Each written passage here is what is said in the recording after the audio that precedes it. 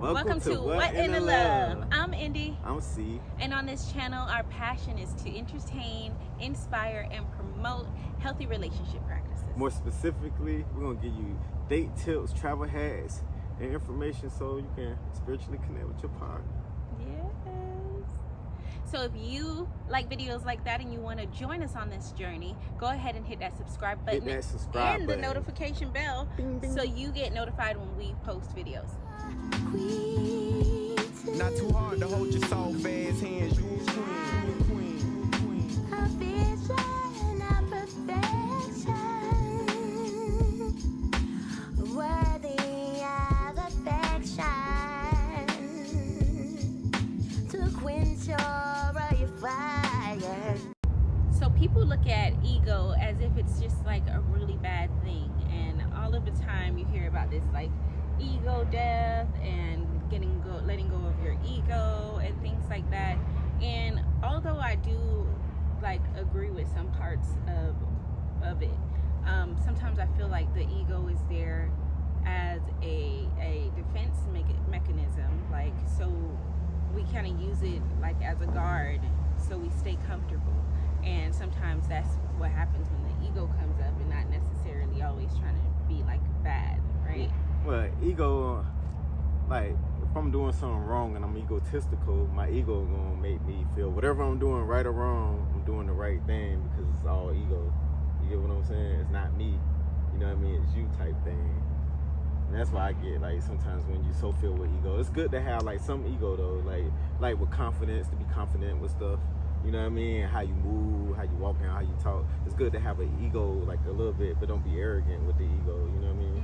But the ego in a relationship, I would say, that's a detriment to a relationship. Yes. Because if I got an ego, oh, I washed dishes yesterday, she need to wash dishes today. You know what I mean? Not thinking about what you got going on in your head or your responsibilities and the things you're taking just looking care at of. like life. Yeah.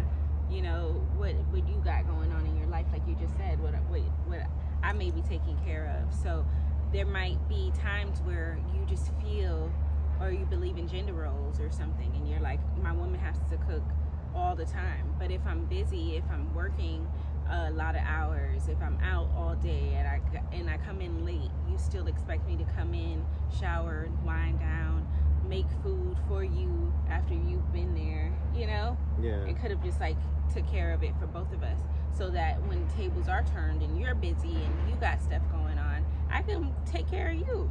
Yeah, you can definitely do that. But like when the ego is involved, like it's like a tit for tat type of thing. Or I ain't doing this unless, you know what I mean? So that's more ego, you know what I mean? And instead of explaining yourself, like you acting out of ego instead of like talking about whatever you have a problem with. You know what I mean? And that's also very important, that communication part, because sometimes your ego may step into a situation that might be your first response, because that's what the ego does. It tries to make you feel like everything is okay, right? Yeah. Like you said, like makes you feel like everything's good. So if that's what happens normally, the first response in like an argument or a disagreement or something like that, you're not going to feel inclined to want to talk to the person about how you feel, because you're like, oh, they hurt my feelings. They know that they hurt my feelings. They know how I feel already. That's what ego does. Ego in a relationship gets in the way and be like, that person already knows, because they know me. So they already know what I'm feeling. They already know, you know, when I'm being a little distant. They already know the reason why I'm being distant. Yeah, you get this thing caught up in your head and everything is implicit. Instead of explicitly saying what's going on with you, you're trying to imply it through like being petty, like little small actions, little subtle things, little subtleties people do. Yeah. Like to let you know that they feeling away. You know what I mean? Yeah. Like I feel away, so I'm gonna do this. Yeah, or just avoid the person or something. But we don't realize that sometimes when we just communicate and say how we're feeling right now, like for example, we had a little not a disagreement, just like I didn't like something, and I being the evolved communicator that I am, because I've evolved a lot over the years, because it wasn't like this before. It wasn't always like this. So I didn't like, can I speak about it? Yeah. Okay, so me and C were sitting around. I had my headphones on, and he snapped at me to get my attention. And I'm not mad at the fact that he snapped or anything, but the music wasn't up really loud. It wasn't up really loud, and I was like, okay, you got my attention, but these are some other ways that you can maybe catch my attention before snapping at me. And he, you know, at first he thought that I was being defensive, and I was just like, no, I just don't like the whole snap thing. Not saying that you can't snap, just maybe make that like a later option to try to catch my attention versus being the first thing is you snapping at me. I didn't really like how that felt to be snapped at. Yeah, and that's a way the ego can make you defensive. Like, oh, like she got a problem with like this is always something, you know what I mean? So like it's good to communicate and have boundaries with someone that you're in a relationship with. If you wanted to go further, you got to communicate. I said the other day, communication is at least 75% of the relationship. Yeah. You know what I mean? Yeah. And we don't realize how important communication is, but it is like huge. Even communicating what's going on, and communicating your feelings, communicating what you're going through mentally. Maybe you need a break. Maybe you need some time apart, and that person might not understand that that's what you need, just a little space.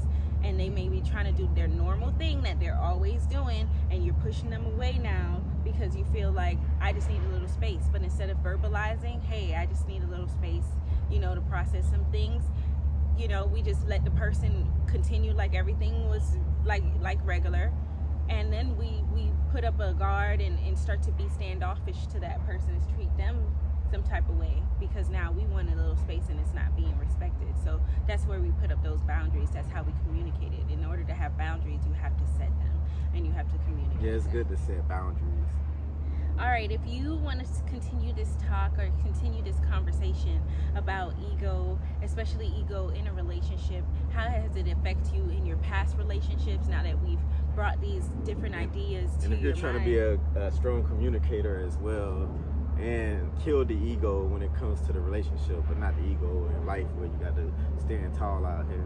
But yeah, comment below and let us know what's going on. All right, see you guys in the next video.